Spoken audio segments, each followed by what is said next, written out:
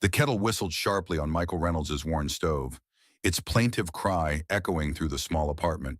Steam billowed like ghosts through the evening light as he reached to silence it, his movements practiced and efficient despite the exhaustion that clung to his shoulders. Outside, the October wind pressed against the windows, rattling the thin panes that barely kept the New England chill at bay. "Daddy, the mail fell." Michael turned to see his 7-year-old daughter, Lily, pointing at an envelope on the floor. It must have slipped through the mail slot during dinner mac and cheese night. Lily's favorite, or perhaps while he was fixing the persistent leak in the upstairs bathroom. He wiped his hands on a dish towel, crossed the worn linoleum, and bent to retrieve it. The envelope was cream-colored and thick, almost stiff between his fingers. The paper felt expensive, like a 1,000-thread-count sheet at a luxury hotel, something he hadn't touched in years. Gold embossing glinted around the edges, catching the soft kitchen light. He didn't need to open it to know where it had come from, but he did anyway, sliding his thumb under the sealed flap.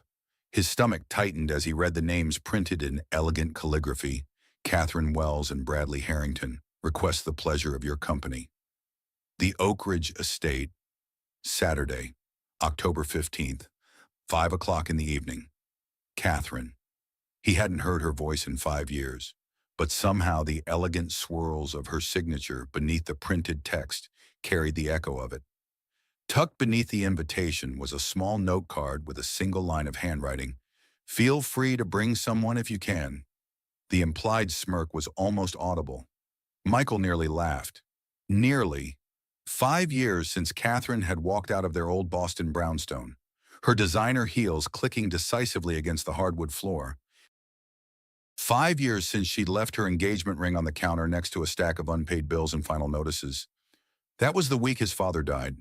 The week his architecture firm folded under the weight of the recession. The week he'd gained full custody of Lily after her mother vanished to find herself in Europe. The week he went from rising architect with a promising future to an unemployed single father with nothing but his drafting tools and a 2-year-old daughter who didn't understand why mommy wasn't coming home. He folded the card in half and tossed it toward the trash can. It missed, landing silently on the floor.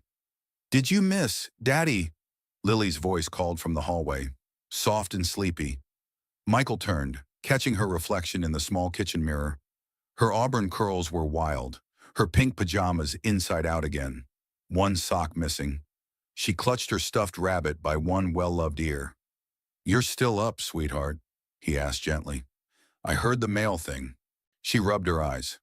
"Was it from the Tooth Fairy?" Michael hesitated, glancing at the fallen invitation. "Just an invitation for a party." Lily's face lit up like a sunrise. "A party with dancing and pretty dresses?" He knelt down to her level, his knees protesting after a long day of maintenance work. "It's kind of fancy, not really for us." Her smile dimmed but didn't disappear. "Is it the princess kind of party, like in my books?" Michael opened his mouth to say no, then paused. Lily's life had been a series of compromises and hand-me-downs. He'd done everything possible to shield her from the weight of what they didn't have: the ballet lessons he couldn't afford, the birthday parties at venues that cost more per hour than he made in a day. But maybe, just once, she deserved to see what princess looked like, even if only from a distance. He pressed his forehead gently against hers. "We'll see." Lily pad.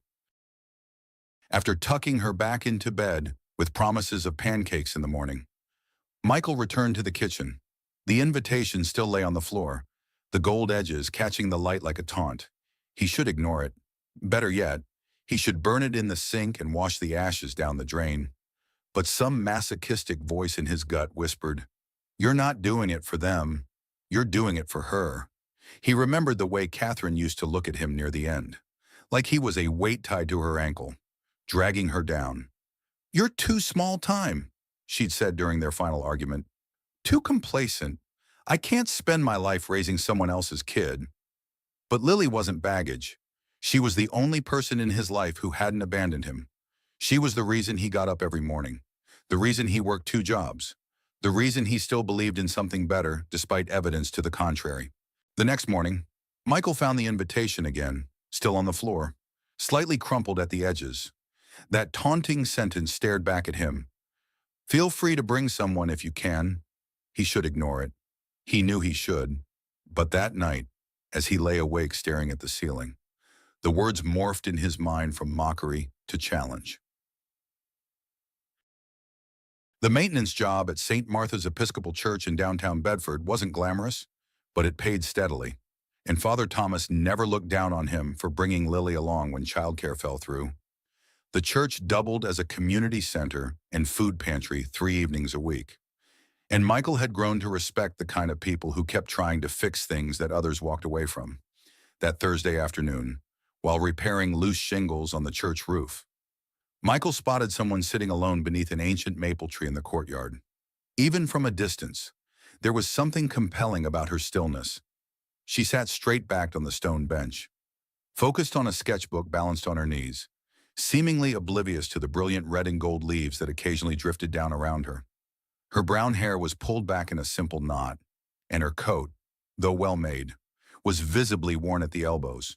Michael might not have approached her at all, but Lily, who had been collecting colored leaves nearby, wandered over to the woman with the fearless curiosity of childhood. Michael climbed down the ladder quickly, making his way across the courtyard. By the time he reached them, Lily was already seated beside the stranger, peering intently at her sketchbook. "Sorry about that," Michael said, slightly out of breath. "She's curious about everything." The woman glanced up, and Michael was struck by her eyes, deep brown and intelligent, carrying a quiet dignity despite the shadows beneath them. She looked to be in her mid-30s, with the kind of beauty that wasn't obvious at first glance, the kind that revealed itself slowly, in the thoughtful curve of her mouth and the grace of her hands. "She's fine," the woman said, her voice low and melodic. "She wanted to see the castle." Michael peered at the drawing and felt a small jolt of recognition. It was stunning, a Gothic-style palace with intricate spires and arched windows, framed by ancient willows. The detail was remarkable, each stone and shadow rendered with professional precision. "You're an artist?" he asked, genuinely impressed. "No," she said simply, returning her attention to the sketch. "Not anymore." Lily's mouth hung open in wonder. "It looks magic," she whispered, "like where a princess would live."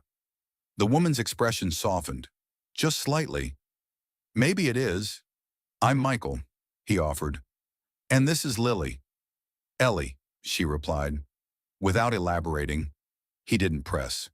There was a careful reserve in her posture, a deliberate distance that felt familiar to him, the protective shell of someone who had learned the hard way to keep the world at arm's length. "Are you waiting for someone?" he asked. She shook her head. "Just drawing. The light is good here." "Can you draw me too?" Lily asked suddenly, pointing to the empty space in front of the castle. "And Daddy, so we can live there together." Michael started to apologize, but Ellie was already turning to a fresh page. "Everyone needs a place to live," she said, and began sketching with practiced ease. As she worked, Michael studied her face. The afternoon light caught in her dark hair, revealing subtle auburn highlights. Her hands moved with confidence across the page, but there was a tension in her shoulders, a careful containment in her movements. She wasn't just someone passing through. There was history in her stillness, pain packed neatly behind reserve. He didn't know why, but he felt drawn to her, not romantically, not yet, but as someone who understood what it meant to lose something and keep standing. Father Thomas emerged from the church, calling Michael's name. "The radiator in the basement is acting up again," he said with an apologetic smile. "Be right there," Michael replied, then turned back to Ellie. "I have to finish up some work. It was nice meeting you." She nodded, continuing to sketch. Lily remained beside her, watching the drawing take shape with rapt attention. "She'll be fine with me," Ellie said, seeming to sense his hesitation. "I'm not going anywhere." Michael hesitated, then nodded. "Thank you." As he walked back to the church, he glanced over his shoulder. Ellie was showing Lily how to hold the pencil properly, demonstrating with patient hands. Something about the scene, his daughter and this mysterious woman framed by autumn leaves, stirred something long dormant in his chest.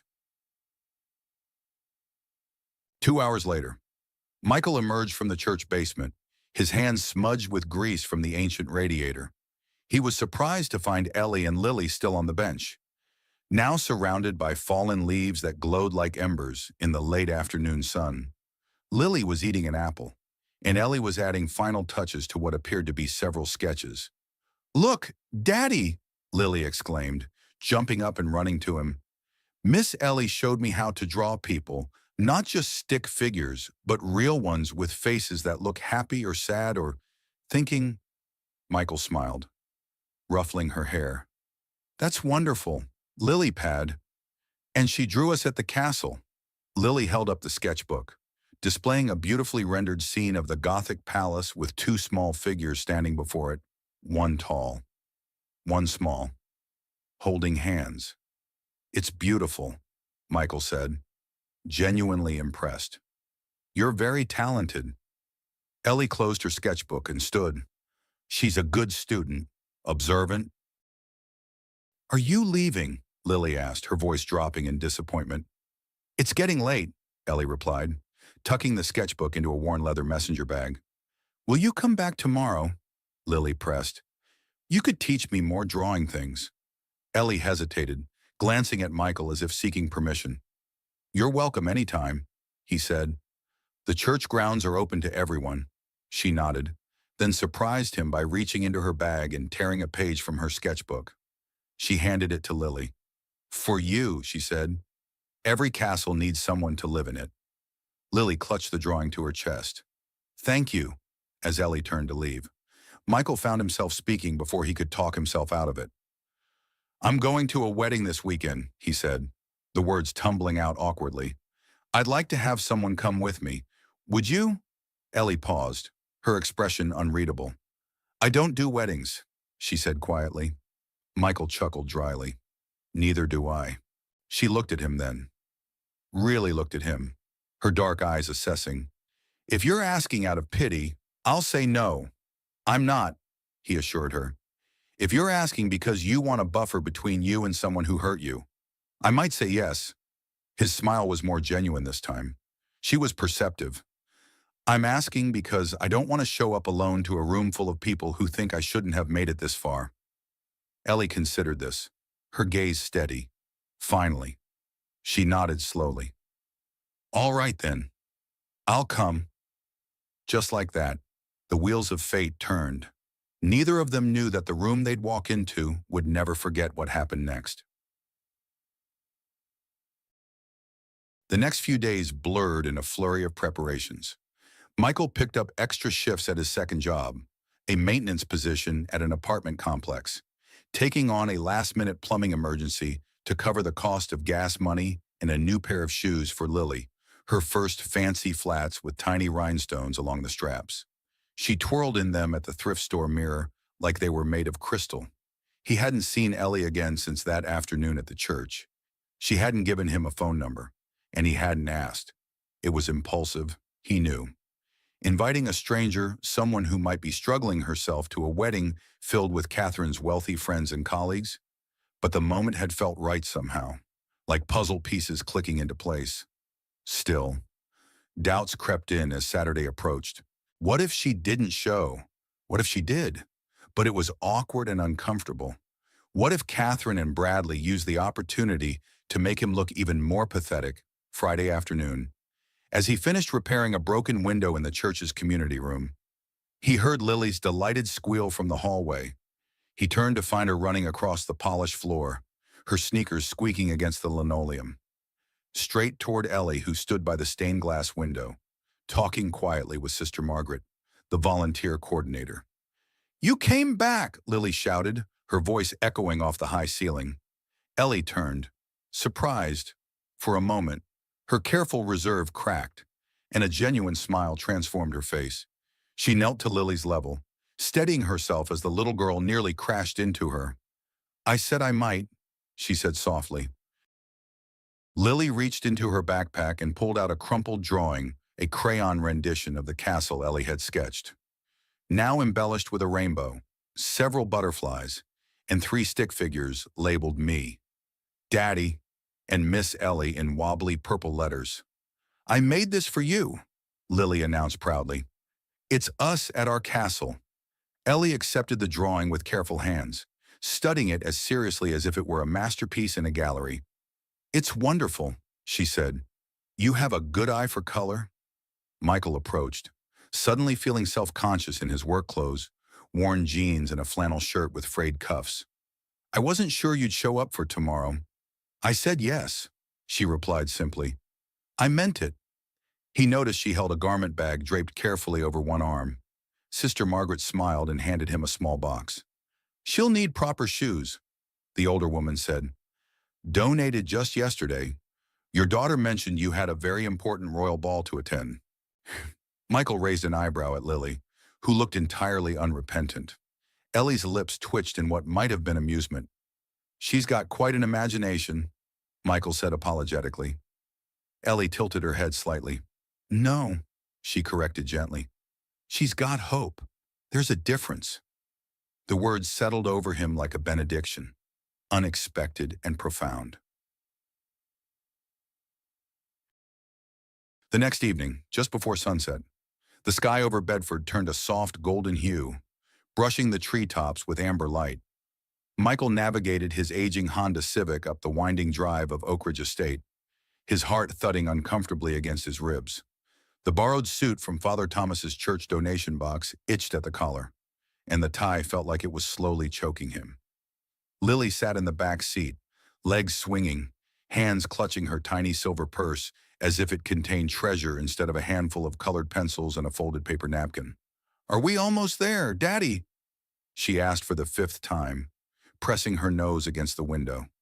Almost. Lily pad, he replied, his voice steadier than he felt. Beside him, Ellie sat in composed silence. The navy blue dress from Sister Margaret's donation collection fit her like it had been made for her, simple and flowing. Modest, yet unmistakably elegant. Her hair was brushed and loosely curled, catching the evening light. Her posture hadn't changed, still straight-backed. Still composed, but her expression was harder to read. She looked like someone who had spent years learning how to disappear and had just decided not to. Michael found himself staring and quickly returned his attention to the road. You look, he began, then faltered. I mean, wow, she smiled politely. Thank the church ladies. They know how to perform miracles with safety pins. As they crested the hill, Oak Ridge Estate came into full view, a sprawling colonial mansion set amid manicured grounds. With stone steps leading to towering white columns, string lights twinkled in the trees, and waitstaff in black and white moved efficiently between parked luxury cars and the main entrance. Michael swallowed hard, suddenly feeling like an imposter. What was he doing here? This wasn't his world, hadn't been for years, if it ever truly was. Daddy, look at all the lights, Lily gasped. It's just like the fairy castle in my book. Her wonder grounded him. This wasn't about him, or Catherine, or even the past. This was about showing his daughter that she belonged anywhere she went, that no one could make her feel small unless she let them. He parked the car in a far corner of the lot, between a Mercedes and a Lexus that probably cost more than he made in a year. Ellie stepped out of the passenger side with grace that belied her simple origins, smoothing her dress with practiced hands. Ready? She asked, her voice calm and steady. Michael nodded, helping Lily from her booster seat. As I'll ever be. Inside, the ballroom was a testament to tasteful extravagance, crystal chandeliers, marble floors, floral arrangements that probably cost more than his monthly rent. The string quartet in the corner played something classical and refined, providing a soundtrack for the well-dressed guests who clustered in small groups, champagne flutes in hand.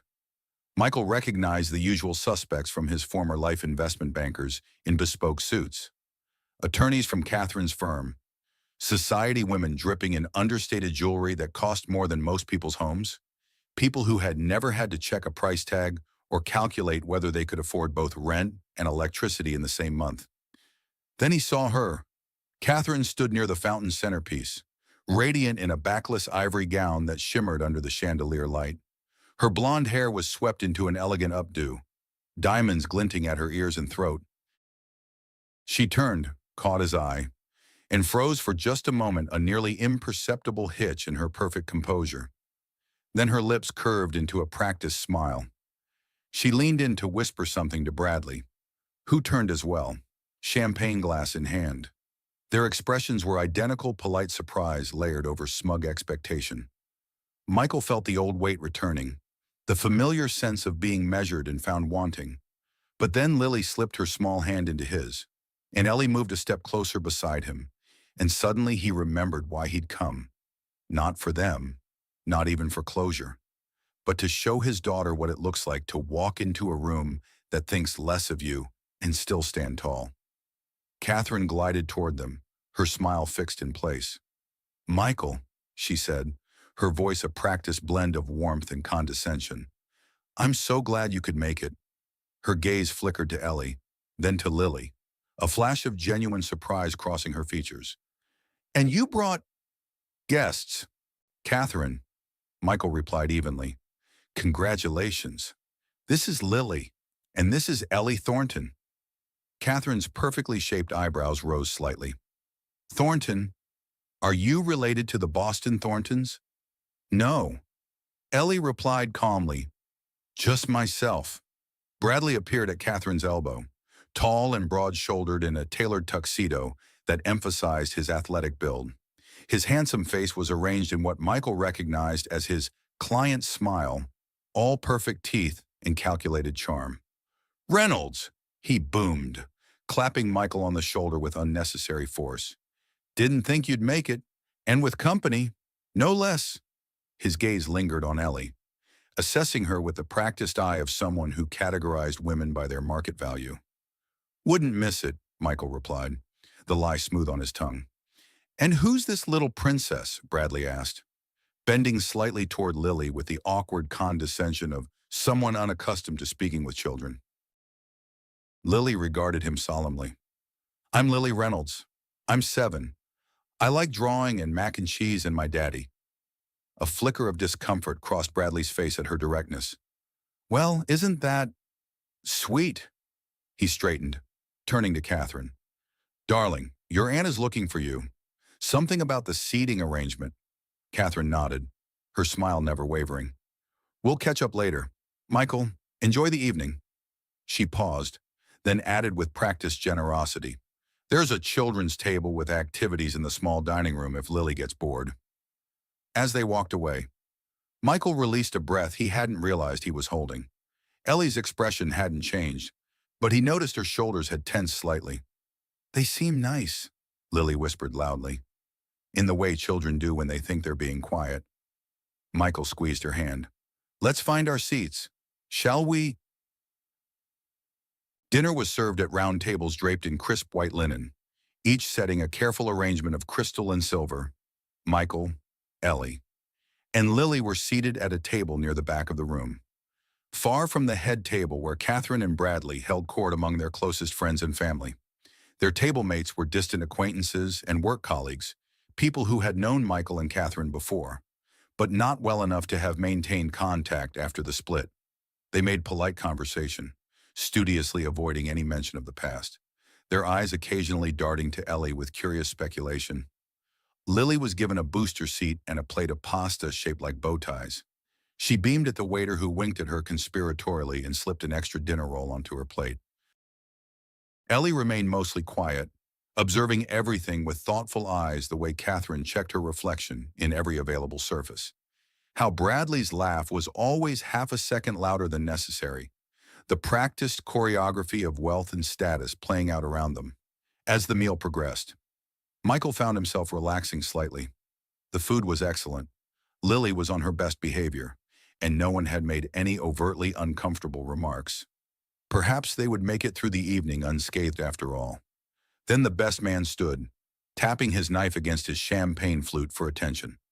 "Ladies and gentlemen," he announced, "a few words from our groom, Bradley Harrington." The room quieted as Bradley stood, his broad frame imposing in his custom tuxedo. He raised his glass, his smile confident and slightly predatory. "Thank you all for being here on this perfect evening," he began, his voice carrying effortlessly across the room. "Perfect venue, perfect bride, He winked at Catherine and perfect company. He let that hang in the air just long enough, his gaze sweeping the room. I'd especially like to welcome a few unexpected guests. Life is full of surprises, isn't it? His eyes locked onto Michael, and something in his expression hardened. Old friends we never thought we'd see again, showing up in their Sunday best with equally surprising plus ones. A ripple of uncomfortable laughter moved through the room. Michael felt heat rise in his face but kept his expression neutral. Beside him, Ellie went completely still. But that's the thing about weddings, Bradley continued, his smile not quite reaching his eyes. They remind us of where we've been and who we're glad we left behind. The laughter was louder this time, edged with cruelty, across the room. Catherine's smile faltered slightly, a flicker of something discomfort regret crossing her features. Daddy, Lily whispered, looking up in confusion. Why is that man talking like that? Is he being mean? Michael opened his mouth to reassure her, but before he could speak, Ellie stood. The movement was small, unhurried, but in a room full of seated guests sipping champagne, it was thunderous. She placed her napkin carefully on her plate, smoothed her dress with deliberate hands, and looked directly at Bradley with eyes that could freeze fire. You've said enough, she said, her voice quiet but carrying in the sudden silence. Bradley blinked, momentarily thrown off balance. Excuse me. Ellie didn't raise her voice. She didn't need to. You don't get to mock people just because they didn't fit into your picture-perfect life. That says more about your shallowness than their worth. A collective gasp rippled through the room. Bradley's face flushed, his practiced charm evaporating in an instant. From the corner of his eye, Michael saw an older woman at a nearby table, Catherine's Aunt Helen, smile faintly. Ellie turned to Catherine, her gaze unwavering. And you had something real. You gave it away. That's your right. But don't pretend what you replaced it with is anything but hollow. Then she sat back down, serene as ever. Michael sat in stunned silence. The room buzzed like a struck bell. Catherine looked pale, her perfect composure cracked. Bradley looked like someone had slapped the champagne glass from his hand, his expression oscillating between outrage and disbelief. She's really brave, Lily whispered, her eyes wide with admiration. Michael swallowed hard, his heart pounding in his chest. No, he whispered back. She's just really honest. And for the first time that night, perhaps for the first time in years, Michael felt something unfamiliar wash over him. Pride. Not just in Ellie, but in himself, for standing beside someone who saw value not in wealth or appearances, but in truth. And maybe, just maybe, he was beginning to see it too. The clinking of glasses was slower now, the champagne no longer bubbling with joy but with tension. Conversations dipped into murmurs, as though everyone had agreed silently and simultaneously to pretend that Ellie's words hadn't hit like a silent explosion. Michael sat, heart pounding in his ears, watching Bradley fumble for his composure. The groom gave a tight smile and muttered something into the microphone that no one really heard before handing it off, like it burned him. Catherine hadn't moved. She stood frozen beside the head table, fingers clenching the stem of her wine glass like it might anchor her to the polished floor. Her eyes flickered between Michael and Ellie, something unreadable darkening their surface. And then, like a trained performer on cue, she turned and walked away from the head table, not in a dramatic stomp, not in tears, but quietly, gracefully, the kind of retreat that said, I need a moment, not, I surrender. Yet something in her exit left a hole behind. Michael took a deep breath, shoulders tense.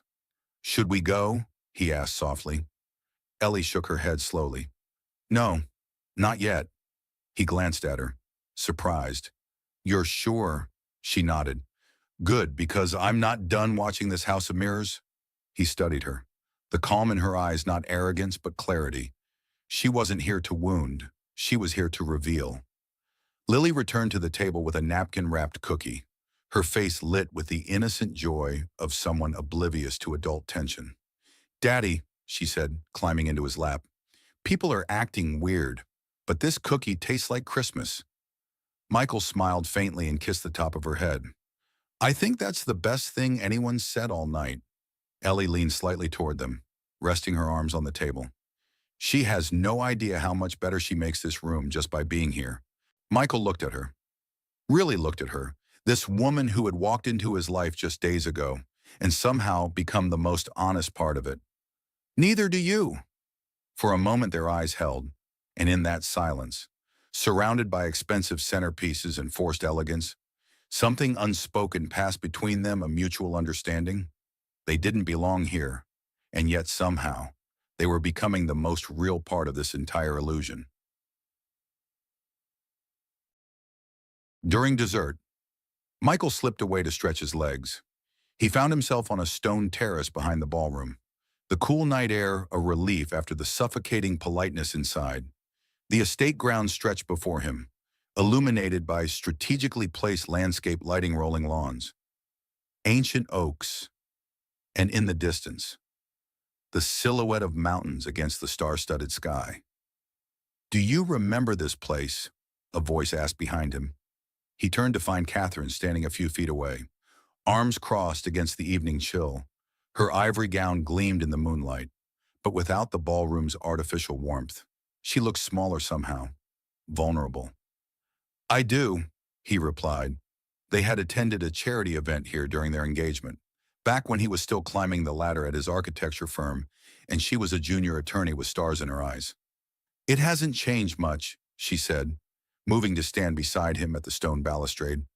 No, Michael agreed. But we have...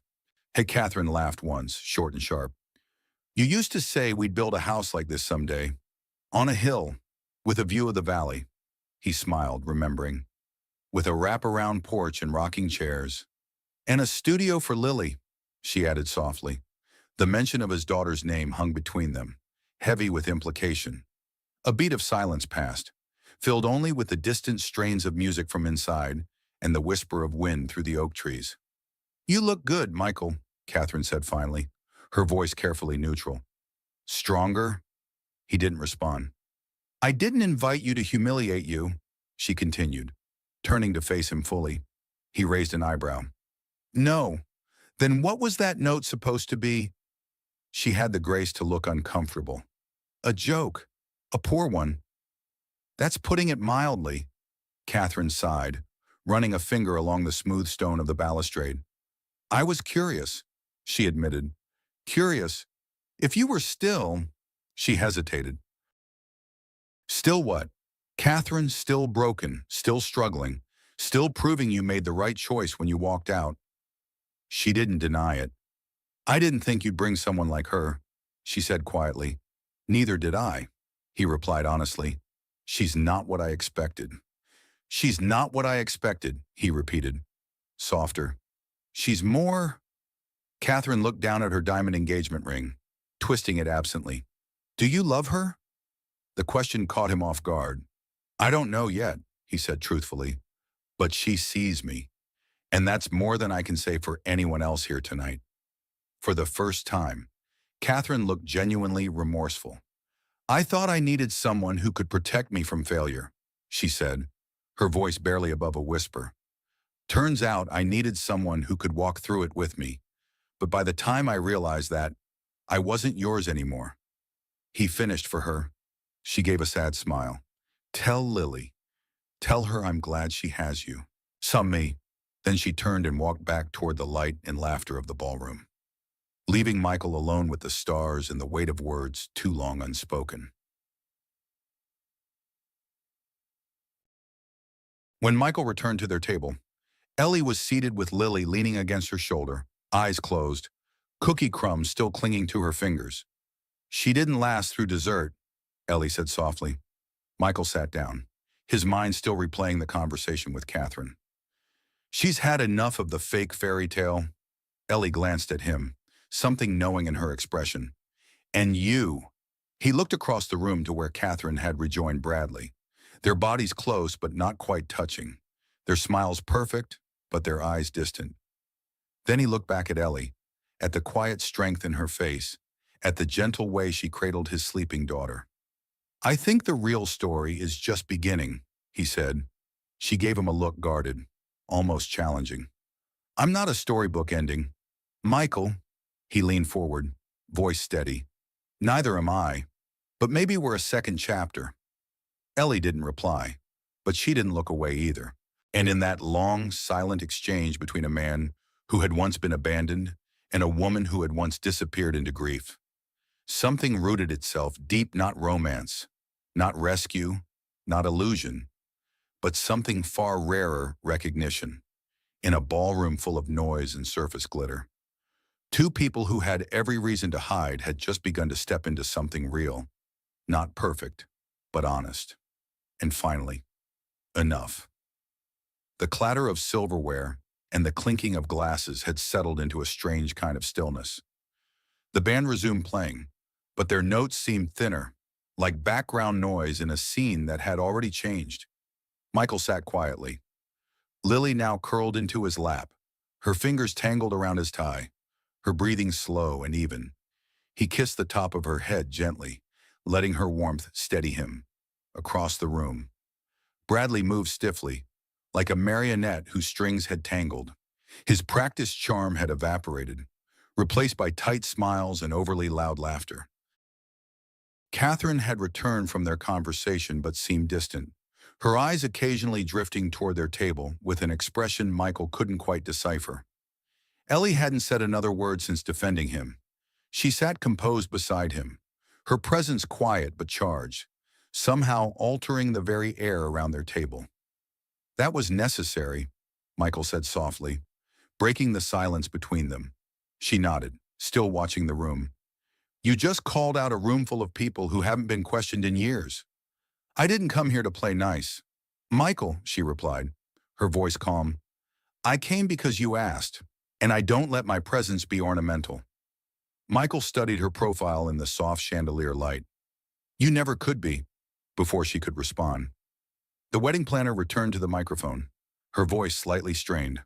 "Ladies and gentlemen, if you'll indulge us, the bride would like to say a few words." All heads turned as Catherine made her way to the center of the dance floor. Her ivory gown trailed behind her like a river of moonlight, her posture perfect, her face composed but different, somehow calmer. Stripped of pretense, she took the microphone with both hands, holding it like something precious and dangerous. "I had a speech prepared," she began, her voice clear but softer than usual. "Something about love and growth and perfect timing. But tonight, something unexpected happened." She paused, glancing at Michael and then deliberately at Ellie. "I saw someone speak with more honesty in 1 minute than I've seen in years from anyone in this circle, myself included." People shifted uncomfortably. Some froze mid-bite, champagne flutes suspended halfway to parted lips. "I didn't invite Michael here to celebrate with him," Catherine continued, the confession falling into the silent room like stones into still water. "If I'm being honest, I invited him to measure him against the life I've built. I thought I had grown, and that he had not. I thought I had escaped the burden of struggle." She turned fully to face Michael now, her carefully constructed facade crumbling at the edges. "But the truth is, he didn't fail me. I failed him. I left when things got hard. I told myself he was holding me back. But what he was really doing was caring more than anyone should have, to including me." Michael swallowed, his throat tight with unexpected emotion. He felt Ellie's hand find his under the table, a steady anchor in the storm of the past washing over him. "And Ellie," Catherine said, her voice trembling slightly, "I don't know your story, but I know bravery when I see it. You reminded me tonight that dignity isn't about status or reputation. It's about truth. And I owe both of you something I should have given years ago: respect." She handed the microphone back to the wedding planner. No flourish, no dramatic gesture, just a woman who had finally looked in the mirror and recognized her own reflection. No music played, no applause followed, just silence, heavy, thoughtful silence. And then, a slow clap. It came from Catherine's Aunt Helen near the back, firm and unapologetic. It grew one, then two, then a handful, until nearly half the room stood and clapped. not just for what was said, but for what was finally faced. Catherine returned to her seat without fanfare, Bradley beside her, his expression a complex mixture of confusion and discomfort. Ellie looked at Michael, her lips pressed into a small, unreadable smile. I didn't expect that. Neither did I, he admitted softly. But maybe that was her first real gift. Outside, the night had deepened, stars pricking the vast New England sky like diamonds scattered across velvet. The air held the crisp scent of autumn fallen leaves, distant wood smoke, and the promise of frost by morning. Ellie stepped away from the dwindling crowd, her heels crunching softly on the gravel path that wound through the estate's formal gardens. Michael followed a few paces behind, carrying a sleeping Lily against his shoulder, her small body warm and trusting. Ellie stopped beneath an arbor of climbing roses, their blooms faded but still fragrant in the cool night air. She turned to face him, her expression thoughtful. I wasn't planning to speak tonight, she said quietly. You should know that. I know, Michael replied, but when Bradley spoke like my life was something to be pitied. I saw myself, she interrupted, 5 years ago, sitting in a room I didn't belong in, watching people measure my worth by what I'd lost. The admission hung between them, honest and raw. Michael stepped closer, adjusting Lily's weight against his shoulder. What did you lose? Ellie. She looked away, her profile sharp against the darkness. My son, Samuel. He was 7. Michael inhaled sharply, the pain of her words like a physical blow. I'm sorry. Don't be, she said, her voice steady but distant. He had a heart condition one we thought we could manage. We were wrong. She spoke without tears, but the careful control in her voice revealed the depth of her grief more clearly than any crying could have. After that, my husband left. I quit my position at the university. I disappeared from the life I'd built. It was easier to be unseen than to be reminded of what had been ripped away. And now, Michael asked softly, now I'm learning to breathe again, one step at a time. She gestured vaguely around them. And somehow, this ridiculous invitation you got felt like a doorway I wasn't expecting. One I didn't want, but maybe needed. Michael nodded slowly, then looked directly into her eyes. I didn't bring you here to be a symbol or a shield. I didn't even know why I asked you. Really. But now I think I brought you because you remind me what surviving looks like when it turns into living again. Ellie's throat worked as she swallowed. You don't need me to rescue you. Michael. No, he agreed, stepping even closer. But maybe I want you to walk beside me while I rescue myself. They stood in silence under the canopy of stars, not touching, not reaching, just standing close enough that their breaths began to fall into the same rhythm, from behind them. Lily stirred against Michael's shoulder. Daddy, she murmured sleepily. Is the princess party over? He smiled against her hair. Yes, lily pad. Time to go home. Ellie reached out hesitantly, brushing a strand of hair from Lily's cheek. Did you have a good time, little one? Lily nodded, eyes still heavy with sleep. I liked your brave words and the cookies. Can you come to our house sometime? I could show you my drawings. Ellie's eyes met Michael's over Lily's head, a silent question in them. He nodded, just once. I'd like that, she said softly. The drive home from Oak Ridge Estate was quiet but not heavy. Lily slept peacefully in the back seat, her head tilted against her car seat, one hand still clutching the silver purse as if it contained treasure. Michael kept his eyes on the road, the soft glow of the dashboard washing over his face. But his thoughts were nowhere near the winding curves of the highway. His mind was still at the estate on Ellie's words, Catherine's unexpected confession, and the ripple effect a single act of honesty had left behind. Ellie sat beside him, her bare feet tucked under her, heels long discarded on the floor mat. She hadn't spoken since they'd pulled out of the parking lot, but her silence didn't feel distant. It felt reflective. She finally broke it with a whisper. You handled tonight with more grace than most people ever manage with a script. Michael gave a small laugh.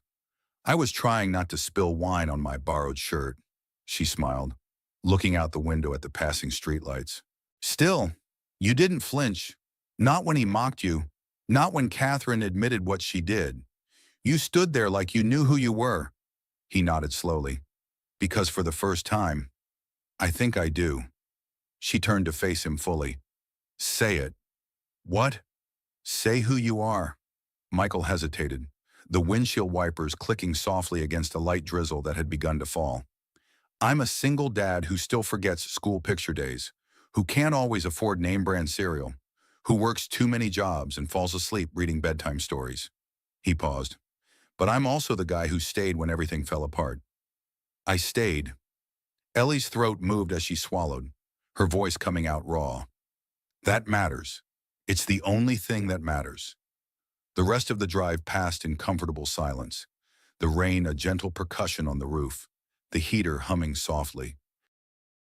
When they pulled into the driveway of the small duplex Michael rented, Ellie insisted on carrying Lily's shoes and purse while he carried the sleeping child. Inside, he laid Lily gently on her bed, pulling off her party shoes and tucking her favorite quilt around her. She stirred briefly but settled back to sleep the moment her head hit the pillow, clutching her stuffed rabbit when he returned to the living room. Ellie was standing by the bookshelf, arms crossed loosely, examining the framed photos and mismatched collection of books. The small space was clean but worn secondhand furniture, walls that needed fresh paint, a coffee table scattered with Lily's art supplies and several architectural magazines. This place is real, she said, turning to him. Lived in, like nothing's trying too hard. Michael smiled faintly. That's a poetic way of saying the paint's chipped and the faucet leaks. I like chipped paint, she replied. It means someone used to laugh here. He watched her move around the room, trailing her fingers along the edge of the sofa, taking in the crayon drawings tacked to the refrigerator, the small stack of library books on the side table. You don't have to stay, he said, suddenly aware of how shabby it must look compared to the opulence they just left. I know, she said simply. But you can, he added. She turned to him, the soft light from the kitchen catching the side of her face. Michael, tonight was beautiful. It was healing, even. But I still don't know if I fit into your story. You're not a plot twist, Ellie, he said gently. You're part of the reason it turned around. She looked at the floor, her composure wavering for the first time since he'd met her. I haven't been anyone's part in a long time. Michael crossed the room, stopped just in front of her. Then let this be the first place you're not invisible. Ellie didn't cry, but her eyes shimmered in the dim light. I should go, she said softly. It's late, Michael nodded, understanding her need for space after the emotional intensity of the evening. Can I call you, or should I come find you at the church again? A small smile curved her lips. I think I'd like a phone this time. They exchanged numbers, and Michael walked her to the door. Before she left, she turned back, hesitating. Thank you, she said, for asking me to come tonight.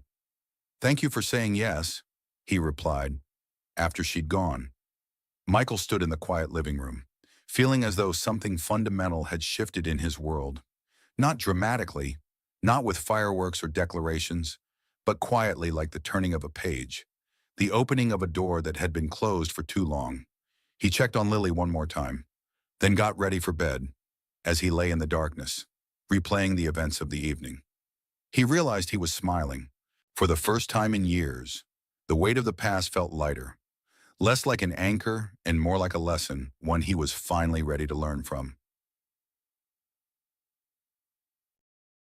Sunday morning arrived with pale sunlight filtering through the curtains, warming the worn hardwood floors.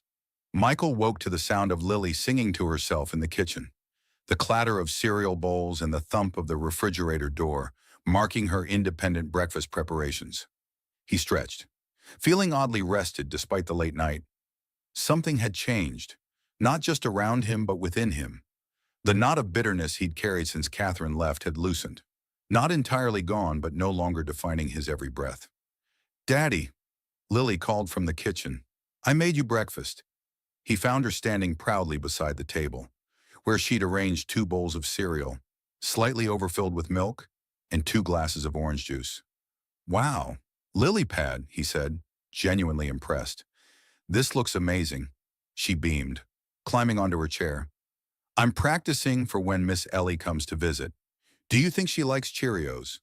Michael smiled, sitting across from her. I think she'd love that you made them for her. When is she coming? Lily asked, milk dribbling down her chin. I don't know yet, sweetheart. We just met her a few days ago. Remember, Lily considered this, spoon hovering midair. But she's our friend now. Right. She made the mean man stop talking, and she has sad eyes but a nice smile, and she draws the best castles. Michael was always struck by his daughter's perceptiveness. Yes, she's our friend, and she does have a nice smile. Doesn't she? Lily nodded emphatically. She looks happier when she's with us. Does she? Uh-huh. Like how you look happier when you're not thinking about money. Michael nearly choked on his cereal. What makes you think I worry about money? Lily gave him a look far too knowing for her 7 years. Daddy, you make your thinking about money face when we go to the grocery store. And when the mail comes? And when my shoes get too small? He reached across the table, taking her small hand in his. I'm sorry if I worried you. Lily pad. Dad's stuff can be complicated sometimes. She squeezed his fingers. That's okay. You're good at being a dad even when it's hard. Her simple faith in him was humbling. Thanks, kiddo. I try my best. I know, she said matter-of-factly. That's why Miss Ellie likes you.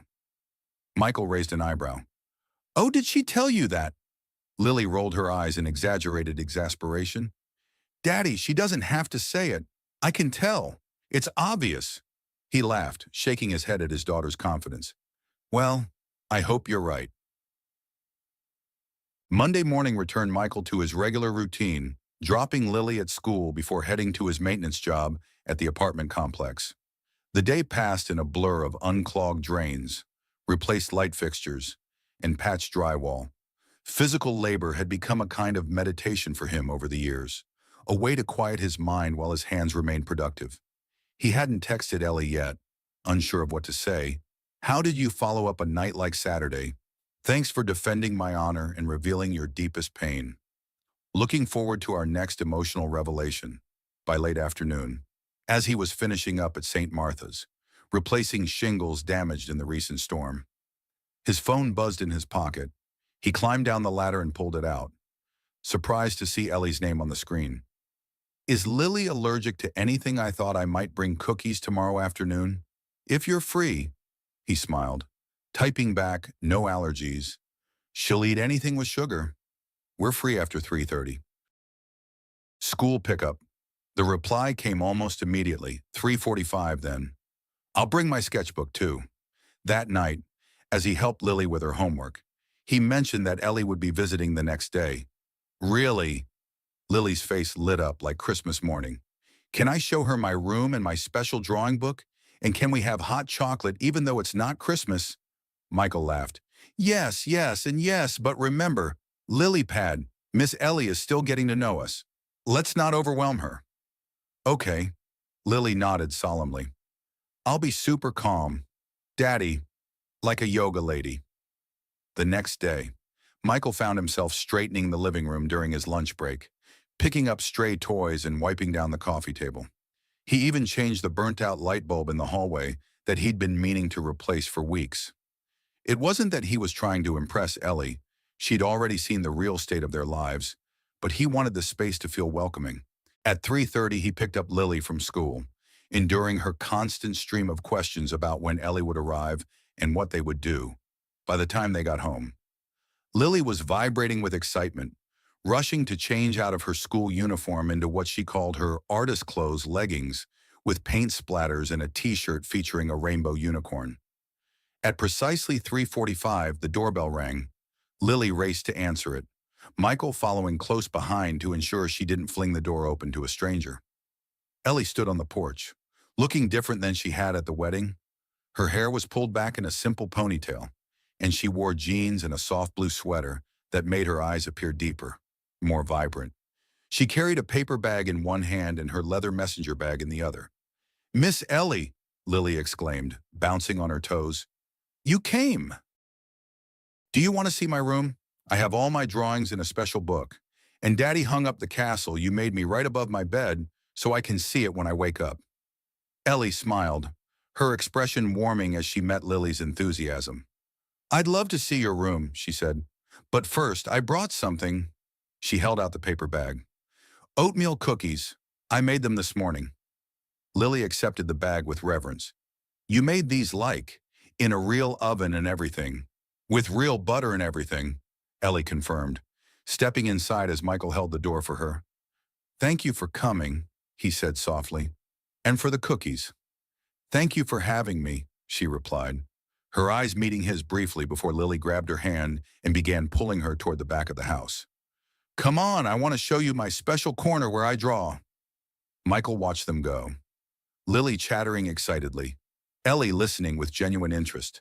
He headed to the kitchen to make coffee, giving them space for their artist-to-artist bonding.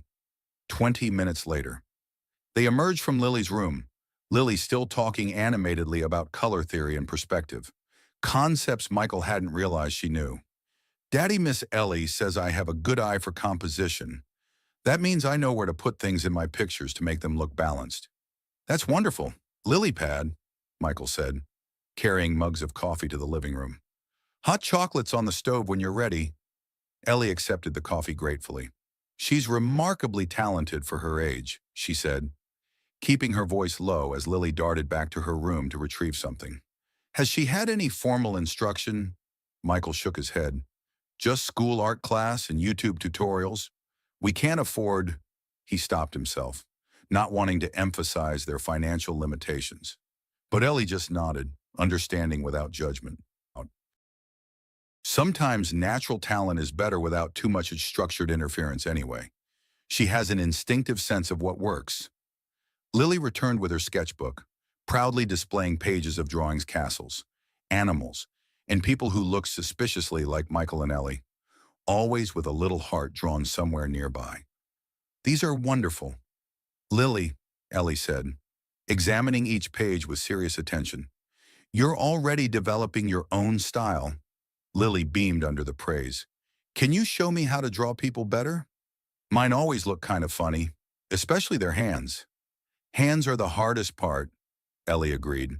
Even professional artists struggle with them. But I'd be happy to show you some tricks. For the next hour, they sat at the kitchen table, heads bent over paper, Ellie demonstrating techniques and Lily following along with fierce concentration. Michael moved around them, preparing a simple dinner, occasionally stopping to watch their interaction. There was something about seeing them together, Ellie's patient guidance, Lily's eager learning that stirred a deep longing in him, not just for companionship, but for this particular kind of sharing, this exchange of knowledge and passion that had nothing to do with obligation and everything to do with genuine connection. As they ate dinner, spaghetti with garlic bread, nothing fancy, the conversation flowed easily. Ellie asked Lily about school, her friends, her favorite books. She listened to the answers as if they were the most fascinating things she'd ever heard. Do you still teach art, Miss Ellie? Lily asked, twirling pasta around her fork. A shadow crossed Ellie's face. No, not for a long time. But you're teaching me, Lily pointed out. Ellie smiled softly. I suppose I am. Were you a teacher before? At a school? Michael started to intervene, sensing they were approaching sensitive territory.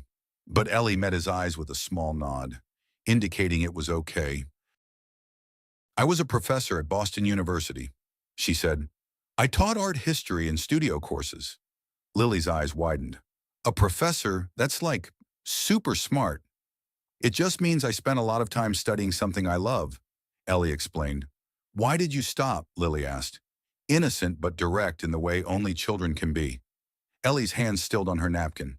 Sometimes, Lily, when very sad things happen, we need to step away from our regular lives for a while. To heal. Lily considered this seriously. Like when I broke my arm last year, and I couldn't do gymnastics until it got better. Something like that, Ellie agreed gently. Except some hurts take longer to heal than broken bones. Lily reached across the table and placed her small hand on Ellie's. I'm sorry you got hurt. Miss Ellie, I'm glad you're feeling better now. Ellie's eyes glistened briefly. Thank you, Lily. I am feeling better. After dinner, as Lily worked on a new drawing at the coffee table, Michael and Ellie stood in the kitchen, washing dishes side by side. I hope Lily's questions weren't too much, Michael said quietly. She doesn't always have a filter. Ellie handed him a wet plate to dry. It's refreshing. Actually, adults tiptoe around grief like it's contagious. Children just want to understand. Still, if it gets overwhelming, I'll tell you, she assured him. But being here, with you too, it's the first time in years I felt like myself. The old me, before Samuel died. Not completely, but glimpses. Michael set down the dish towel and turned to face her fully. Who was she? The old Ellie. A small, sad smile curved her lips. Professor Eleanor Thornton, Department Rising Star, published in major journals, guest curator at the MFA, always juggling too many projects and loving every minute of it. She sounds impressive, Michael said. She was also Samuel's mother. Ellie continued softly. The one who made dinosaur-shaped pancakes on Saturdays and knew all the words to every Disney song. The one who believed her marriage was solid, that her life was set on an unshakable foundation. Michael leaned against the counter, listening. When Samuel died, that foundation crumbled. 3 months later, David, my husband, told me he couldn't handle the constant reminder. He moved to Chicago, filed for divorce. I stopped going to faculty meetings, then to classes. Eventually, I stopped going anywhere. And now, Michael asked gently. Ellie looked toward the living room, where Lily was humming to herself as she colored. Now I'm here, washing dishes in your kitchen, teaching a 7-year-old how to draw hands, and feeling something I thought was gone forever. What's that purpose? She said simply. Connection, the sense that I might still have something to offer. Before Michael could respond, Lily called from the living room. Daddy, Miss Ellie, come see what I made. They dried their hands and went to join her. Lily held up a drawing of 3 figures standing in front of a house. The details were childish but improving under Ellie's tutelage, the proportions more accurate, the faces more expressive. Above the trio, Lily had written in careful block letters, My family. Ellie's breath caught. Michael watched her face, saw the complex emotions flickering across its surprise, pain, and something that might have been hope. It's not exactly right yet, Lily said, frowning critically at her work. The house should be more like a castle, but it's us. It's perfect, Ellie whispered. Later, after Lily had been tucked into bed with one of Ellie's cookies and a new drawing technique to practice in the morning, Michael walked Ellie to her car. The night was cool, stars bright in the clear October sky. Thank you for today, he said, hands in his pockets against the chill. Lily adores you. She's extraordinary, Ellie replied. You've done an amazing job with her. Michael, he shook his head. Most days I feel like I'm barely keeping up. That's not what I see, she said, turning to face him fully. I see a child who knows she's loved, who feels secure enough to ask questions and take creative risks. That doesn't happen by accident. They stood in silence for a moment, breath forming small clouds in the crisp air. I'd like to see you again, Michael said finally. Not just for Lily, for me. Ellie's eyes met his, searching. I'm not ready for, I don't know if I can, I'm not asking for anything specific, he assured her. Just more of this. Whatever this is. She nodded slowly. I'd like that too. As she drove away, Michael remained on the porch, watching her taillights disappear around the corner. For the first time in years, the future felt like something to move toward rather than something to brace against. Inside, he checked on Lily one more time, smiling at the sight of her sketchbook clutched against her chest even in sleep. On her bedside table lay one of Ellie's cookies, carefully wrapped in a napkin and saved for breakfast, in the quiet of his own room. Michael picked up his phone and sent a simple text. "Thank you for bringing yourself back into the world. We're better for having you in it." Ellie's reply came just as he was drifting off to sleep. "Thank you for giving me somewhere to belong." Over the next few weeks, Ellie became a regular presence in their lives. She joined them for Sunday brunches and Wednesday art sessions. She helped Lily with a school project about famous buildings, bringing architecture books from the university library that made Michael's fingers itch for his old drafting tools. She brought homemade bread and showed Lily how to knead dough, filling the small duplex with the comforting scent of baking. They developed rituals: hot chocolate with cinnamon after walks in the park, impromptu sketching competitions that Lily always judged with solemn fairness, movie nights where they introduced Ellie to Lily's favorite animated films. It wasn't dating. Not exactly. There had been no romantic declarations, no kisses at the door, but there was something growing between them, a comfortable intimacy, a shared language of glances and small gestures. When their hands brushed passing the salt, neither pulled away too quickly. When Lily fell asleep between them on the couch, their eyes met over her head with quiet understanding. One evening in late October, while Lily was at a rare sleepover with a school friend, Michael invited Ellie over for dinner, just the two of them. He wasn't sure if she would accept, but she did, arriving with a bottle of wine and a nervous smile. "This feels different," she admitted, as he took her coat, "without Lily as our buffer." "Good different or strange different?" he asked, hanging her coat in the closet. "Both, I think." She followed him to the kitchen, where he had prepared a simple but thoughtful meal: grilled salmon, roasted vegetables, crusty bread from the bakery near the church. They ate at the small dining table, conversation flowing easily despite the change in dynamic. They talked about books they loved, places they'd traveled, the architecture Michael still dreamed of designing someday.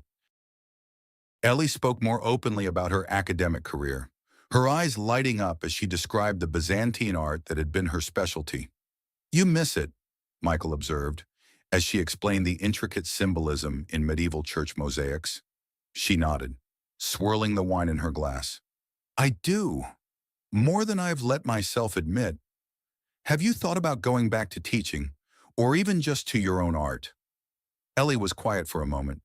"After Samuel died, I couldn't create anything. It felt pointless. Everything felt pointless.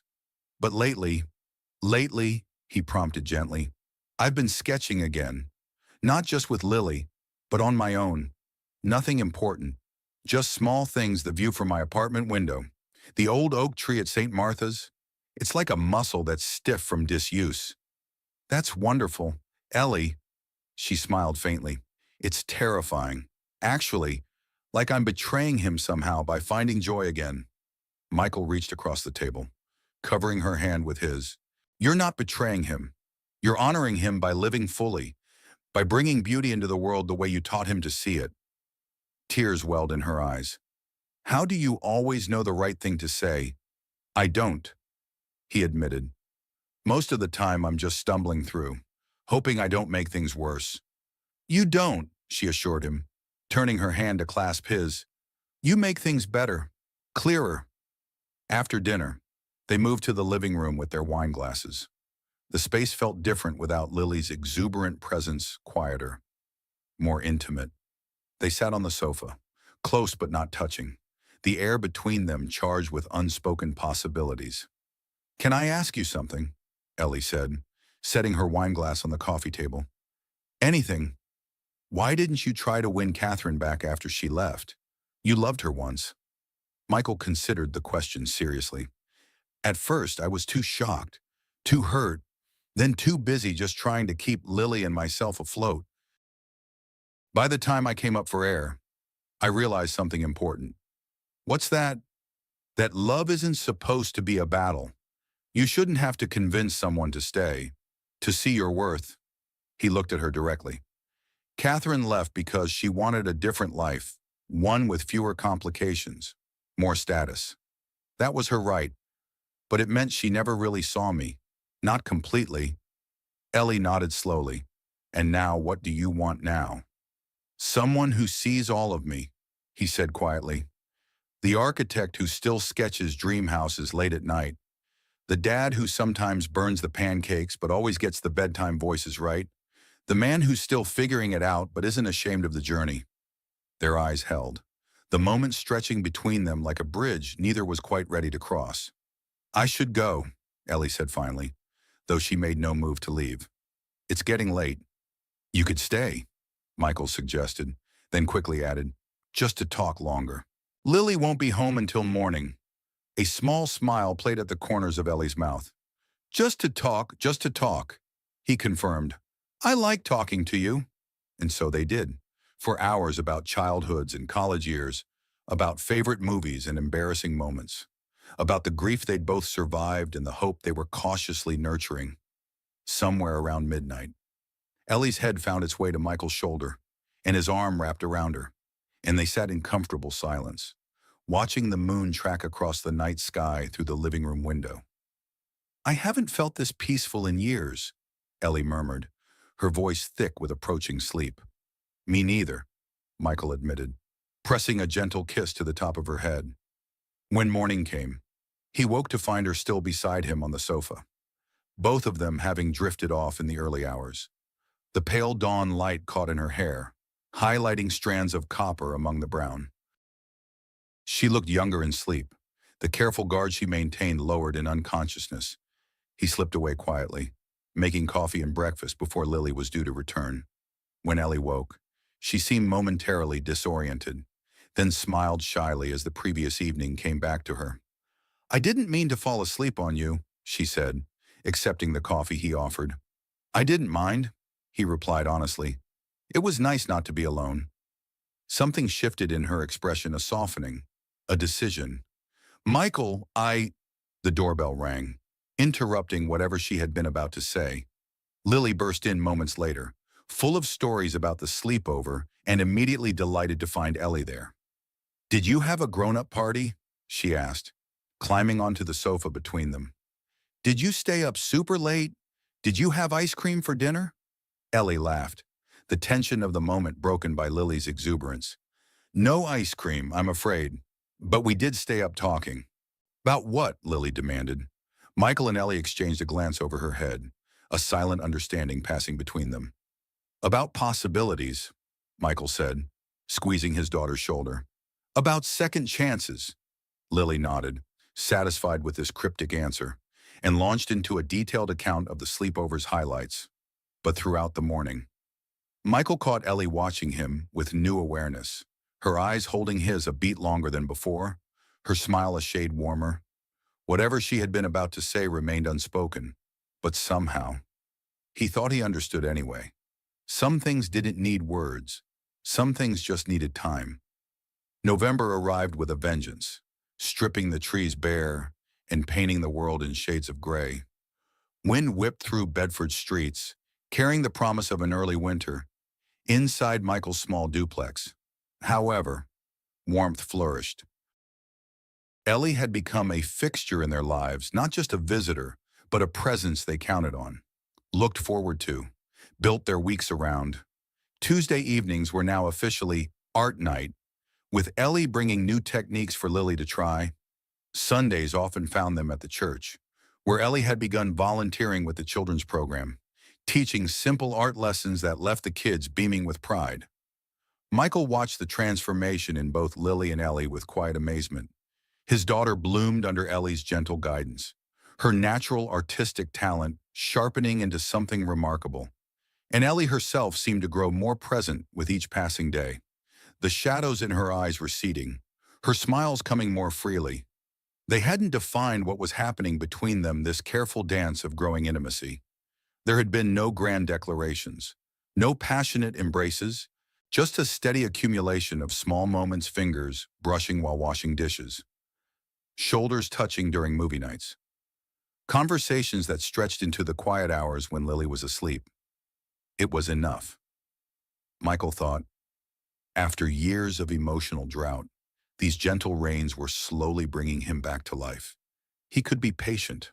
One blustery Wednesday afternoon, as Michael was repairing a broken banister at St. Martha's, Father Thomas approached with a thoughtful expression. "Your friend Ellie," the older man began, leaning against the wall as Michael worked. She's quite something. Isn't she? Michael smiled, securing a loose spindle. She is. The children adore her. Mrs. Patterson says she's never seen them so engaged in Sunday school. She has a gift, Michael agreed. Father Thomas nodded, watching Michael's hands work the wood. You know, we've been talking about expanding our after-school program, offering more than just homework help and snacks. Something enriching, creative. Michael glanced up, seeing where this was going. An art program. Exactly.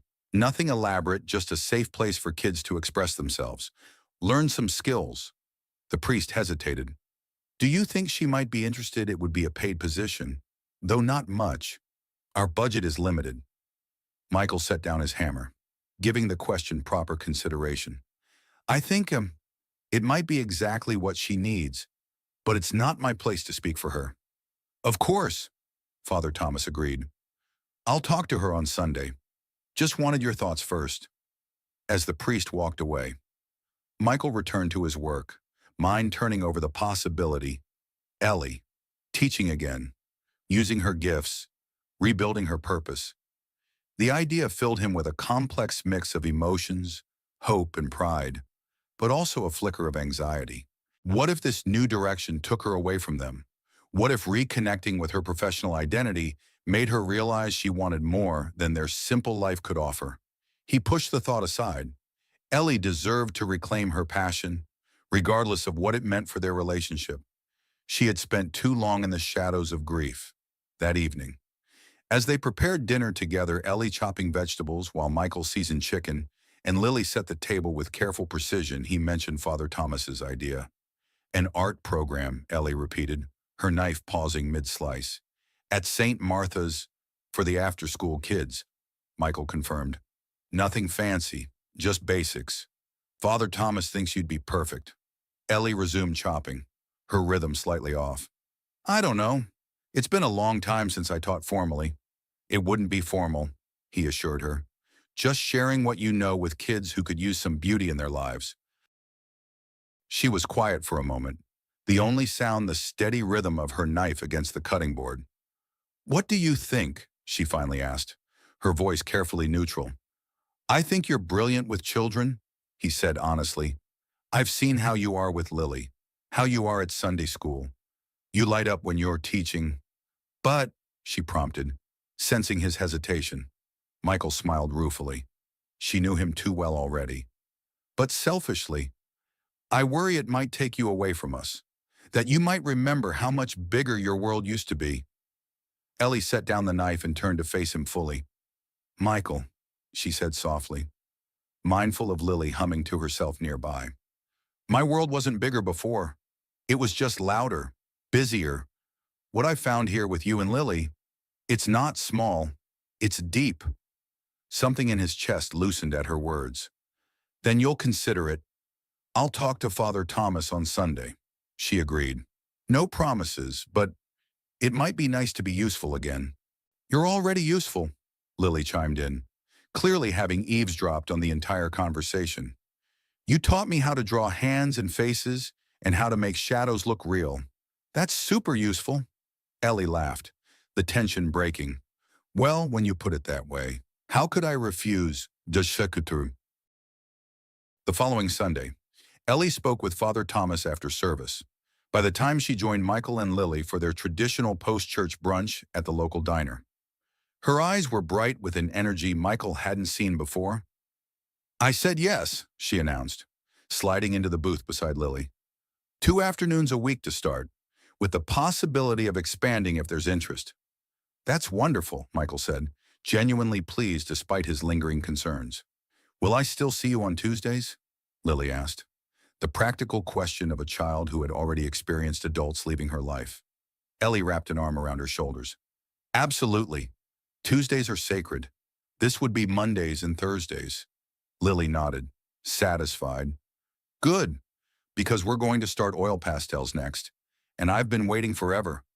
Forever, huh? Ellie teased, tapping Lily's nose.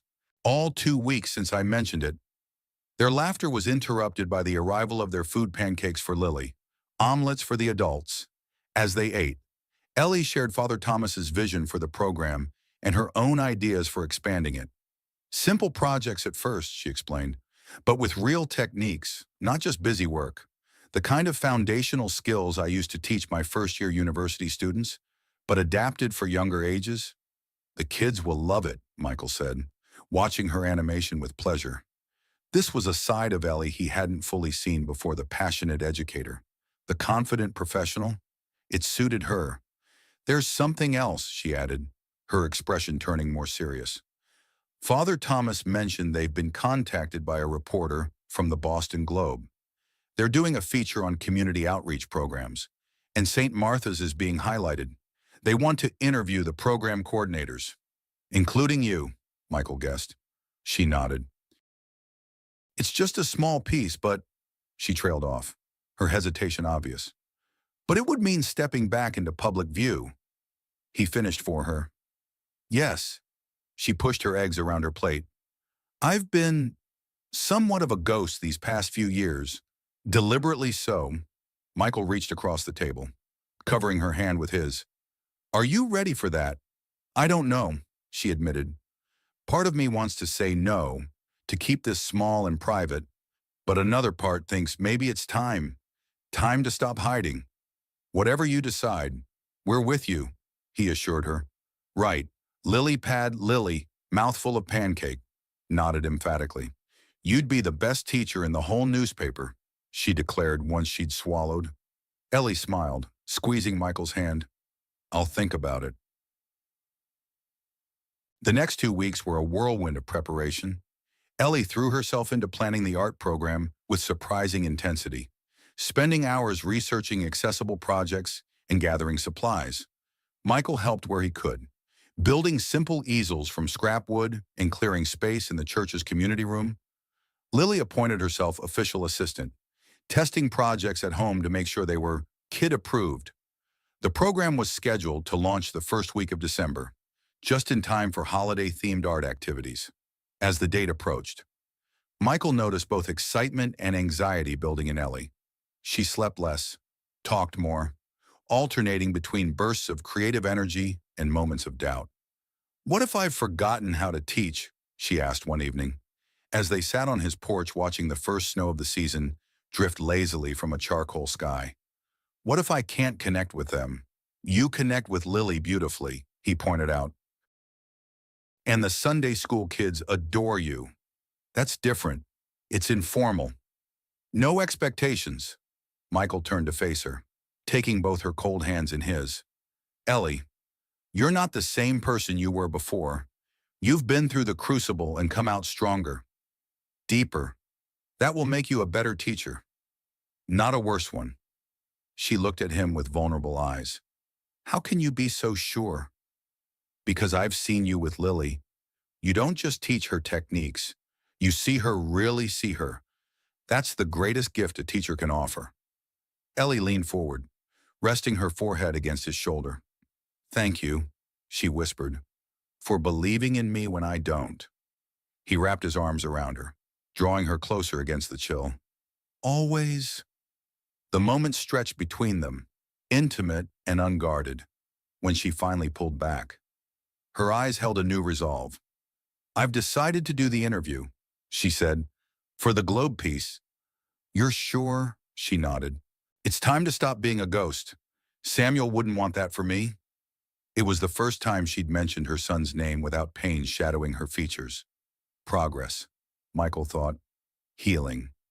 He'd be proud of you, Michael said softly. I hope so.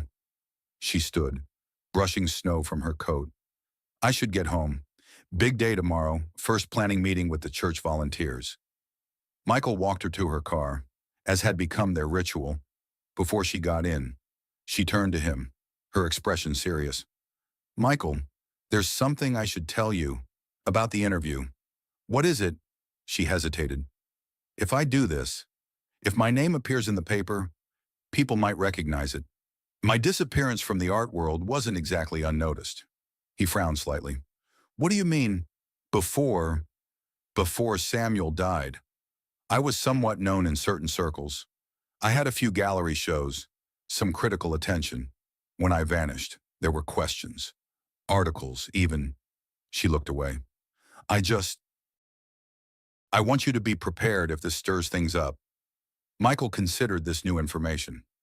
Were you famous? He asked, unable to keep a note of amusement from his voice.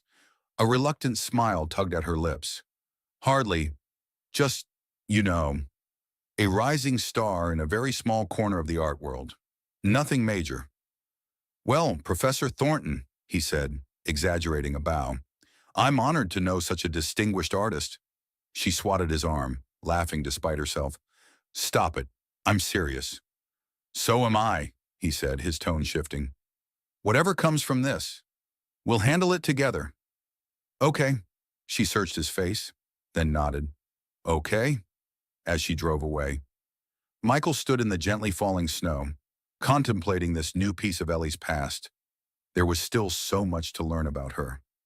Layers he was only beginning to uncover. The thought excited rather than daunted him. Each revelation made her more real, more complete in his eyes. The art program's first session was scheduled for a Monday afternoon. Michael arranged to finish work early so he could pick up Lily from school and bring her to St. Martha's to watch. They arrived to find the community room transformed tables covered with protective cloths, easels set up in a semicircle, and Ellie standing nervously at the front, arranging supplies. She looked up as they entered, relief washing over her face. You came? Wouldn't miss it, Michael assured her. First day jitters. Terrified, she admitted quietly. What was I thinking I haven't taught in 3 years? And that was to college students, not children. You'll be amazing, he said. Just be yourself. Lily hugged Ellie's waist. We brought you a good luck charm, she announced, pulling a small, gift-wrapped package from her backpack. Ellie accepted it with surprise. What's this? Open it, Lily urged. Inside was a small wooden frame containing one of Lily's drawings, the three of them standing in front of what was now clearly St. Martha's Church, with Miss Ellie's art class written in careful letters above the door. Oh, Lily, Ellie breathed, her eyes filling. It's perfect. Daddy helped with the frame, Lily confessed, but I did all the art. I'll put it right here, Ellie said, placing the frame on her desk where she could see it. My first official classroom decoration. The children began arriving shortly after 12 of them, ranging from 6 to 11 years old, some from the church congregation, others from the surrounding neighborhood. They entered with varying degrees of enthusiasm and hesitation. Eyeing the art supplies with curiosity, Michael and Lily retreated to a corner to observe as Ellie gathered the group. At first, her voice was soft, uncertain. But as she began explaining the day's project, winter landscapes using watercolor resist techniques, her confidence visibly grew. She demonstrated the process, showing how white crayon marks would magically appear when painted over with blue watercolor. The children were captivated, first by the seemingly magical technique, then by Ellie's gentle guidance as she moved among them, offering encouragement and suggestions. Michael watched in admiration as she knelt beside a frustrated boy, guiding his hand without taking over, helping him discover his own solution. By the end of the session, the room was filled with vibrant winter scenes, no two alike, and the children were begging to know what they would make next time. Ellie promised something special for Thursday and sent them off with their paintings and wide smiles. As the last child left, she sank into a chair, exhausted but glowing. That went better than I expected. It was wonderful, Michael said, helping Lily gather up stray supplies. You're a natural with them. It felt good, she admitted. Like coming home to a place I'd forgotten existed. Does that mean you'll keep doing it? Lily asked. Practical as always. Ellie smiled, ruffling her hair. Absolutely. I think I might have just rediscovered my calling. The following week brought the Boston Globe reporter to St. Martha's. Ellie had prepared carefully, focusing the interview on the program rather than herself. But the reporter, a perceptive woman named Jenna Marquez, clearly sensed there was more to the story. Professor Thornton, she said, reviewing her notes as they sat in the church office. Your name sounds familiar. Have you taught elsewhere in Boston? Ellie glanced at Michael, who had stayed for moral support. Yes, she said finally. I was at Boston University until about 3 years ago. Art history and studio art. Jenna's eyes widened with recognition. Eleanor Thornton. The Eleanor Thornton who curated the Fragments of Faith exhibit at the MFA, who was shortlisted for the Callahan Prize. Ellie nodded, her posture stiffening slightly. That was a lifetime ago. Your work was extraordinary, Jenna said, her professional demeanor momentarily slipping into genuine admiration. The art world was shocked when you disappeared. There were rumors. I lost my son, Ellie said quietly. I needed to step away. The simple statement hung in the air. Jenna's expression softened with understanding. I'm so sorry. Thank you. Ellie took a deep breath. But that's not what today's story's about. It's about these children and what art can do for them. Jenna nodded, respecting the boundary. Of course. The rest of the interview focused on the program, with Ellie speaking passionately about her vision for creating a space where children could express themselves freely while learning real skills. Michael watched with pride as she articulated the importance of art education for developing minds, especially those with limited resources. After the reporter left, promising the piece would run the following Sunday, Ellie exhaled deeply. Well, that cat's out of the bag. Are you okay? Michael asked, searching her face. I think so, she said, surprising herself. It actually felt liberating to acknowledge that part of my life without falling apart. You were amazing, he assured her. Eloquent, passionate, exactly what those kids deserve. She smiled, a genuine, unguarded smile that reached her eyes. It feels right, being here, doing this, because it is right, he said simply. The article appeared in the Sunday edition, accompanied by a photograph of Ellie working with the children. It was a beautiful piece, focusing on St. Martha's community outreach efforts while also acknowledging Ellie's background in the art world. The final paragraph mentioned her return to teaching as a testament to the healing power of creative expression and community support. Michael read it over breakfast, Lily peering at the picture with excitement. Miss Ellie's famous, she declared. Hardly, Ellie demurred, though she couldn't hide her pleasure at the positive coverage. But it is nice to see the program getting attention. Father Thomas says they've already received calls from parents wanting to enroll their children. That's wonderful, Michael said, genuinely happy for her success. There's something else, she added, her tone shifting slightly. The article, it's been noticed. I got a call this morning from Gavin Reynolds at the Harrison Gallery downtown. He saw it and recognized my name. Michael set down his coffee. What did he want? To meet? To discuss the possibility of, she hesitated, of a small showing of my work, apparently. There's still interest in what I might have been creating during my artistic exile, as he put it. Ellie, that's incredible, Michael said, though he couldn't quite suppress a flicker of anxiety. The art world she was describing was far removed from their quiet life in Bedford. I haven't created anything worth showing in years, she said, shaking her head. I told him that. What did he say? That sometimes the work that emerges from darkness is the most powerful. She looked down at her hands. He wants to see my sketchbooks. At least, Michael reached across the table, taking her hand. Do you want to show them? I don't know, she admitted. Part of me is terrified. Part of me is curious to see if what I've been drawing these past few months has any value beyond personal therapy. Whatever you decide, I support you, he said. Just don't disappear on us. Okay. She squeezed his hand, understanding his fear. Never. You and Lily are my anchor now. My home. The word hung between them, weighted with meaning. Home.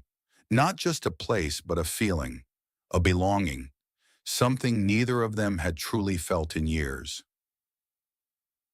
That Thursday evening, after Ellie's art class. Michael received an unexpected phone call. He was in the kitchen preparing dinner.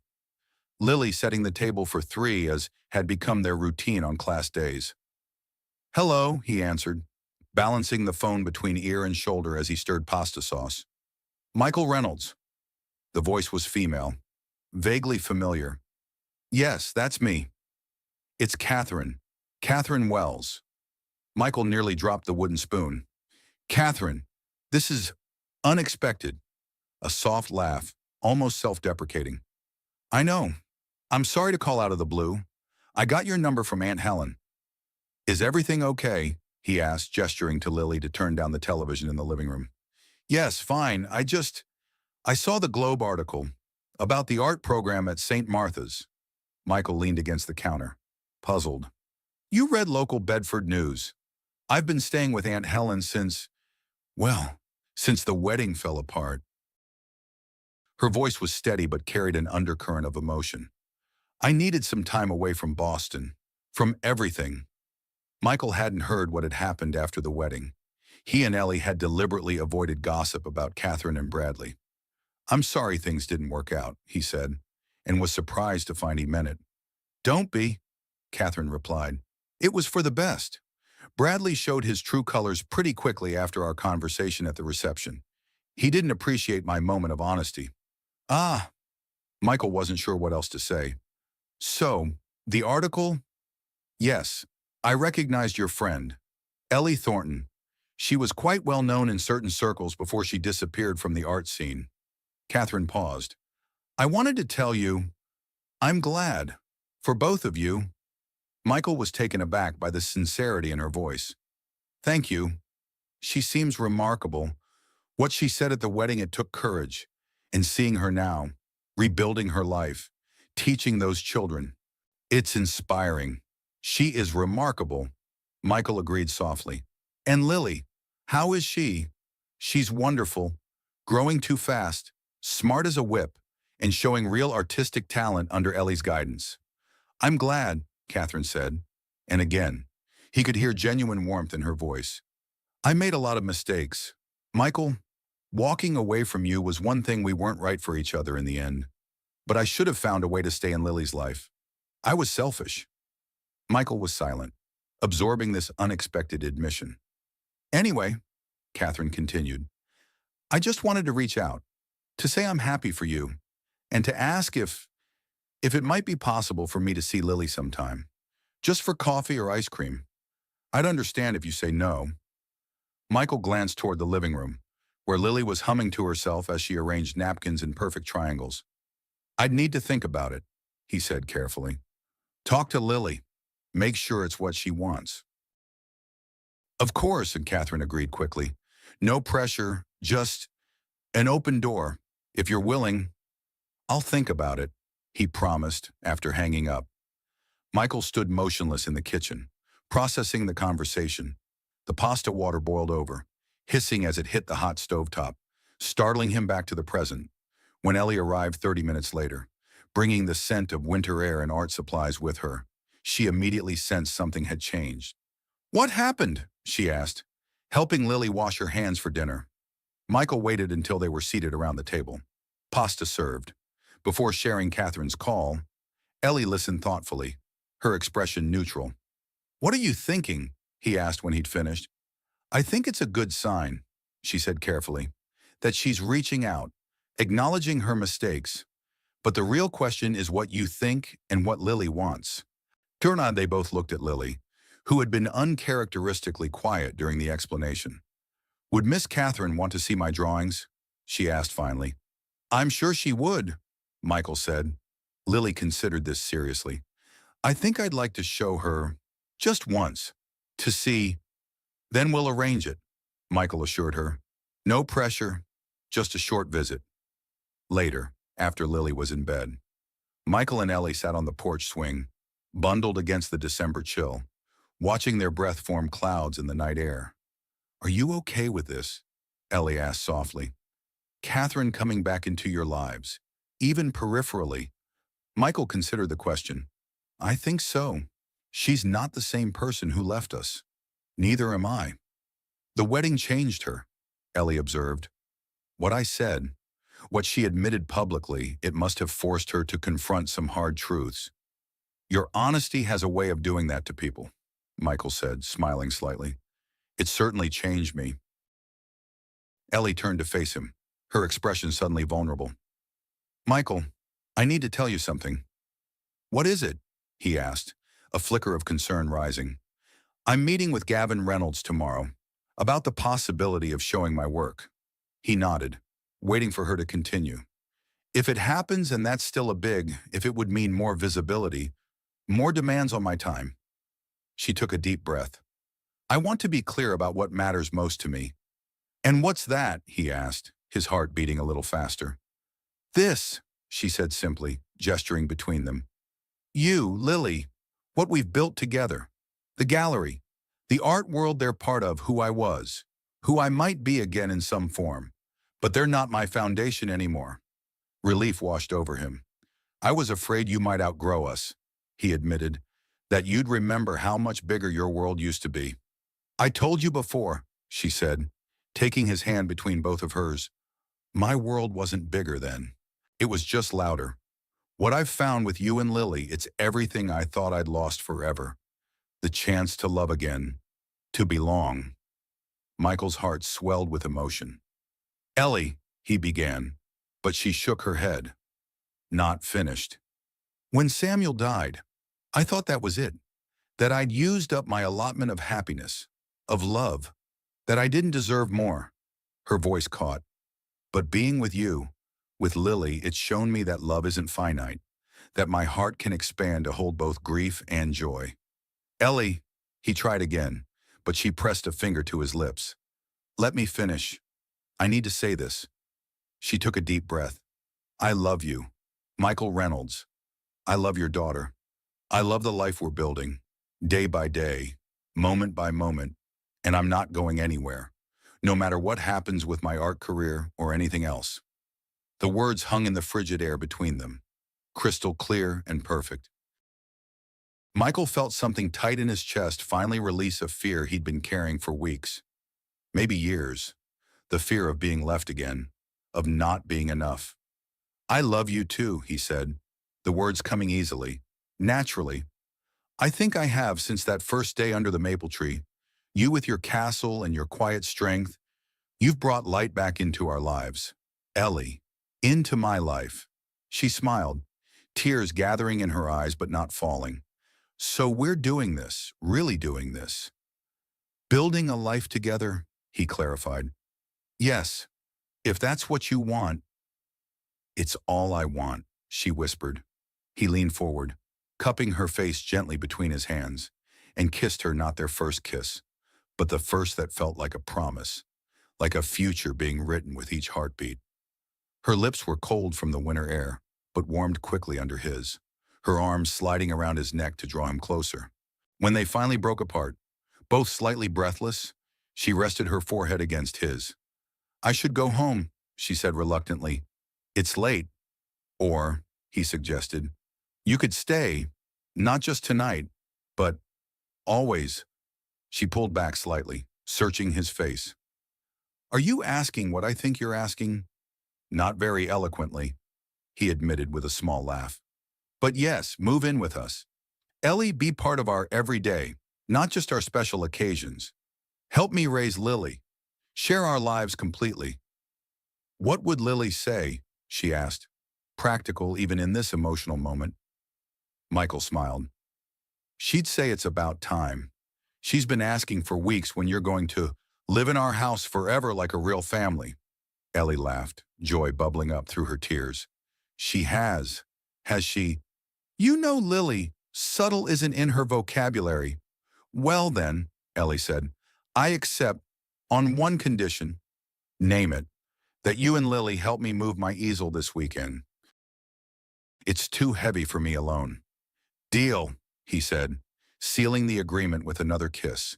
Inside the house, unknown to them. Lily stood at her bedroom window, watching their silhouettes on the porch. She smiled to herself, clutching her sketchbook to her chest. On the open page was a drawing of their house, but larger now, with a studio added to one side, filled with light and color. Above it, in careful letters, she had written, "Our forever home." Some stories don't begin with happily ever after. They begin with broken pieces, with loss and struggle and the courage to stay standing when it would be easier to fall. And sometimes, the most beautiful stories are the ones where love isn't a fairy tale rescue but a mutual healing, two people who have weathered separate storms, finding shelter in each other, building something stronger from the fragments of what was lost. As the December stars shone down on the small porch where Michael and Ellie sat entwined, planning their future in excited whispers, the universe seemed to affirm a simple truth. Second chances aren't about erasing the past. They're about finding the courage to love again, to build again, to believe again, despite knowing exactly how much there is to lose. And that kind of love, honest, hard-won, and clear-eyed, is the strongest kind of all.